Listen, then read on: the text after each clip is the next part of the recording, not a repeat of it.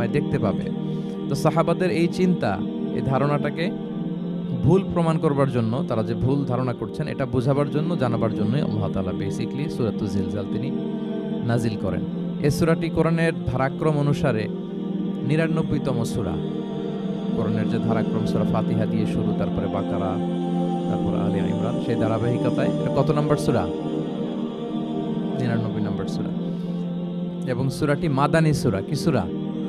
আমরা জানি কোরআনের সূরাগুলো দুই ভাগে বিভক্ত, কোনটা মক্কায়, কোনটা মদিনায় নাজিল হয়েছে। যেটা মক্কায় নাজিল হয়েছে সেটা মাক্কি, যেটা মদিনায় নাজিল হয়েছে সেটা মাদানী।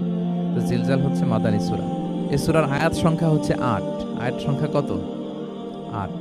আল্লাহর হাবিব সাল্লাল্লাহু আলাইহি ওয়াসাল্লাম এই সূরাটাকে একটা কম্প্রিহেন্সিভ সূরা বলেছেন, জামে মানে সূরা, খুবই কম্প্রিহেন্সিভ। কম্প্রিহেন্সিভ মানে হচ্ছে ভেরি প্রিসাইজ ইন ওয়ার্ডিং, শব্দ কম, কথা কম, কিন্তু এটার আবেদন, এটার এক্সপ্লেনেশন অনেক বেশি।